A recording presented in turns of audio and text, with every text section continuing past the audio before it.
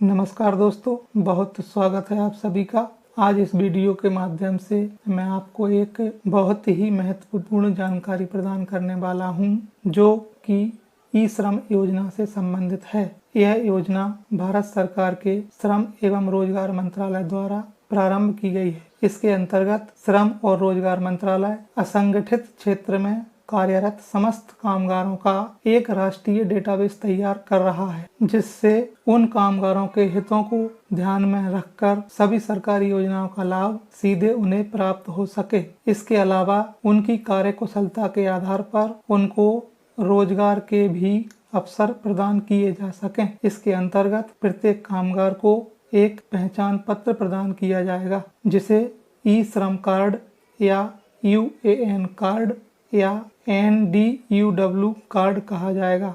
सभी योजनाओं के लाभ इसी कार्ड के माध्यम से दिए जाएंगे। अब बात यह आती है कि असंगठित क्षेत्र में कौन से कामगार आएंगे, यह कार्ड कैसे बनेगा, इसका लाभ किसको मिलेगा और इसके लिए कहां से ऑनलाइन आवेदन करना होगा, क्या दस्तावेज जरूरी हैं और क्या उम्र होनी चाहिए। तो इन सभी सवालों को जानने के लिए वीडियो को अंत तक देखते रहिए। तो चलिए शुरू करते हैं।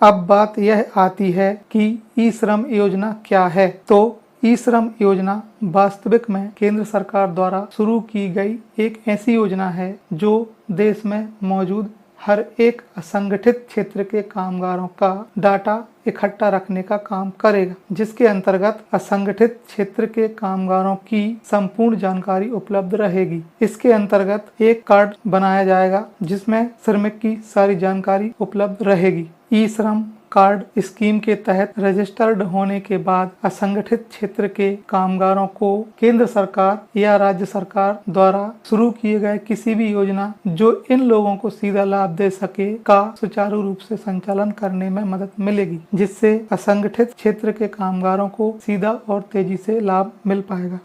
योजना के बारे में तो हमने अच्छे से जानकारी प्राप्त कर ली है, लेकिन अब असंगठित क्षेत्र क्या होता है और इसके अंतर्गत किस प्रकार के काम करने वाले व्यक्तियों को शामिल किया गया है। तो साधारण शब्दों में बात करें, असंगठित क्षेत्र यानी ऐसा क्षेत्र जिसका कोई संगठन नहीं है, यानी आपको किसी भी प्रकार की सैलरी काम करने के लिए नहीं मिल रही है और सरकार ने असंगठित क्षेत्र को निम्नलिखित प्रकार से डिफाइन किया है, जिसके अंतर्गत निम्न प्रकार के लोगों को रखा गया है। आइए समझते हैं। इसमें छोटे और सीमांत किसान, कृषि मजदूर, शेयर कॉर्पस, मछुआरे, पशुपालन में लगे लोग, बीड़ी रोलिंग का काम करने वाले, भवन और भवन निर्माण संबंधी श्रमिक, चमड़े के कर्मचारी, बुनकर, बढ़ाई, नमक कार्यकर्ता, ईंट भट्टों और पत्थर की खदानों में काम करने वाले मजदूर, आरा मिलों में काम करने वाले मजदूर, इन सबको इस कैटेगरी में रखा गया है। इसके अलावा और भी बहुत सारी कैटेगरी हैं जिनमें लोग काम करते हैं, उनको भी इसमें शामिल किया गया है। इस योजना का सुचारू रूप से संचालन करने के लिए भारत सरकार ने NDUW का विकास किया है, जिसका पूरा नाम है नेशनल डेटाबेस ऑफ अनकैटेगराइज्ड वर्कर। श्रम और रोजगार मंत्रालय इसी के माध्यम से असंगठित कामगारों का राष्ट्रीय डेटाबेस तैयार कर रहा है, जिसके अंतर्गत एक पोर्टल का विकास किया गया है जिसका नाम है ई श्रम पोर्टल। इसी पोर्टल के माध्यम से कामगारों की सारी जानकारी एकत्रित करके उनको एक कार्ड प्रदान किया जाएगा। इसी पोर्टल के माध्यम से श्रम और रोजगार मंत्रालय कामगारों का राष्ट्रीय डेटाबेस तैयार करेगा। इसी पोर्टल पर असंगठित श्रमिकों के पंजीयन की सुविधा उपलब्ध है। प्रत्येक असंगठित क्षेत्र के मजदूर को एक पहचान पत्र जारी किया जाएगा इसी पोर्टल के माध्यम से, जो एक विशिष्ट पहचान संख्या रखेगा, जिसे ही यूएन कार्ड, NDUW कार्ड या ई श्रम कार्ड कहा जाएगा।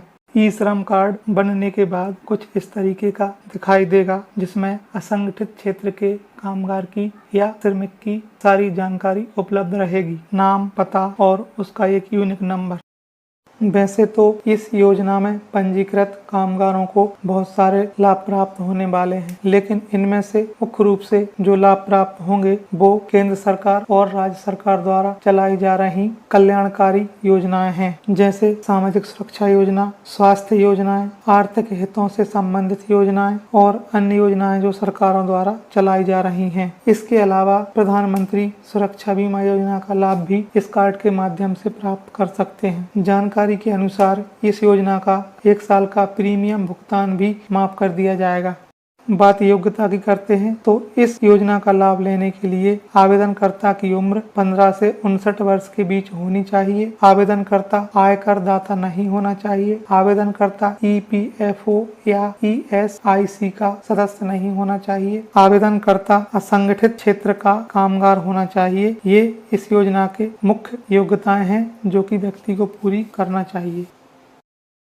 श्रम कार्ड या UAN कार्ड बनवाने के लिए आपके लिए मुख्य दस्तावेज आपका आधार नंबर है, जो कि मोबाइल नंबर से लिंक होना चाहिए। इसी के आधार पर आपका आवेदन ऑनलाइन होगा, OTP के माध्यम से, फिंगरप्रिंट के माध्यम से, आंख की पुतली के माध्यम से, और इसके अलावा आपके पास एक बैंक अकाउंट होना चाहिए जो कि चालू स्थिति में होना चाहिए। ऐच्छिक डॉक्यूमेंट में शिक्षा का प्रमाण पत्र, आय प्रमाण पत्र, व्यवसाय का प्रमाण पत्र और इसके अलावा आपके पास कोई कौशल है तो उसका कौशल प्रमाण पत्र।